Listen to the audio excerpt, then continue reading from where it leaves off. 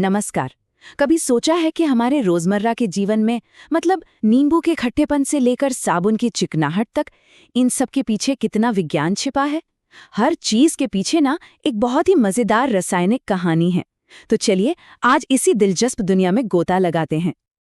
अच्छा, कभी ये सोचा है कि अलग-अलग चीजों का टेस्ट अलग-अलग क्यों होता है? यही सवाल आज की हमारी पड़ताल का शुरुआती पॉइंट है।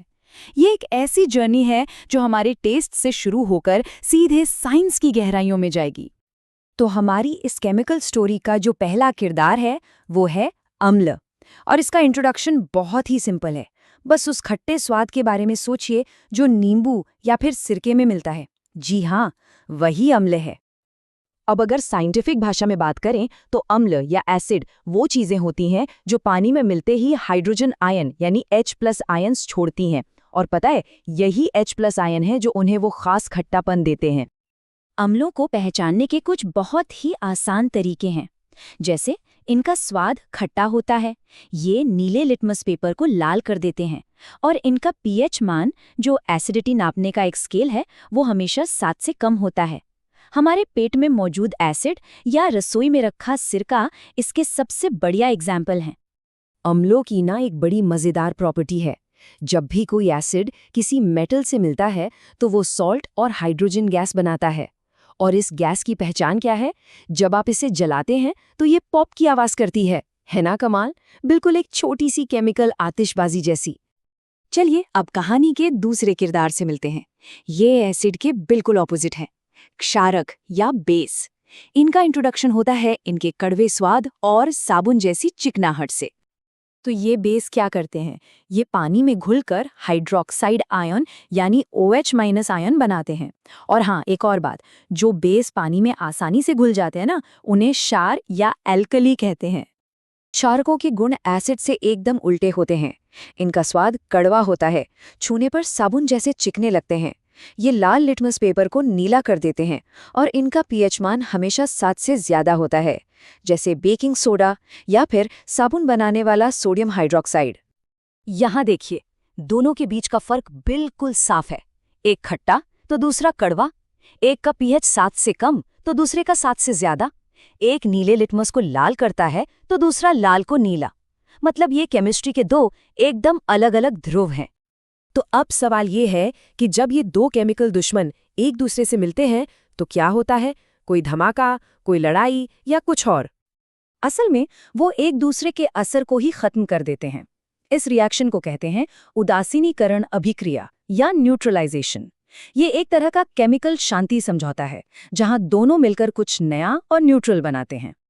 तो पूरी कहानी का निचोड़ ये है, जब एक एसिड और एक बेस मिलते हैं तो हमें दो पूरी तरह से न्यूट्रल चीजें मिलती हैं, सॉल्ट यानी लवण और पानी। देखिए कितना सिंपल और बैलेंस्ड इक्वेशन है। चलिए अब देखते हैं कि ये सब हमारे लिए इतना जरूरी क्यों है। ये सिर्फ लैब में होने वाला कोई रिएक्शन नहीं है, इसका हमारी रोज की जिंदगी पर बहुत गहरा असर पड़ता है। ये pH का बैलेंस हमारे चारों तरफ है। सोचिए, जब पेट में एसिडिटी होती है तो हम एक बेस यानी एंटासिड लेते हैं जो उसे न्यूट्रलाइज कर देता है। या जब मधुमक्खी काटती है तो उसके एसिडिक डंक पर बेकिंग सोडा जैसा बेस लगाने से आराम मिलता है। ये बैलेंस हमारी जिंदगी के लिए बहुत जरूरी है। अब जरा इस नंबर को ध्यान से देखें, 5.5। ये एक बहुत ही क्रिटिकल pH लेवल है। अगर हमारे मुंह का pH इससे नीचे चला जाए तो हमारे दांतों का इनेमल, जो कि शरीर का सबसे मजबूत हिस्सा है, वो भी गलना शुरू हो जाता है। तो अब कहानी का सर्कल पूरा होता है। याद है वो लवण जो एसिड और बेस के मिलने से बना था? असल में हमारे घरों में रोज इस्तेमाल होने वाली कई चीजें यही लवण ही तो हैं। सबसे पहला और सबसे कॉमन एग्जाम्पल है बेकिंग सोडा।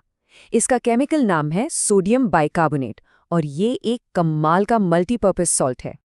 ये केक को फुलाने में मदद करता है, आग बुझाने वाले यंत्रों में काम आता है और हाँ, एसिडिटी को शांत करने के लिए एक एंटासिड का भी काम करता है ना कमाल की चीज? अगला है धावन सोडा यानी वॉशिंग सोडा। ये सफाई के लिए इस्तेमाल होने वाला एक बहुत ही पावरफुल सॉल्ट है। इसका इस्तेमाल सिर्फ घरों में सफाई के लिए ही नहीं होता, बल्कि बड़े पैमाने पर कांच, साबुन और कागज बनाने वाली इंडस्ट्रीज में भी होता है। अब बात करते हैं विरंजक चूर्ण यानी ब्लीचिंग पाउडर की। ये एक बहुत ही स्ट्रॉन्ग कीटाणुनाशक और ब्लीचिंग एजेंट है। मतलब ये कीटाणुओं को भी मार सकता है और कपड़ों से रंग भी हटा सकता है।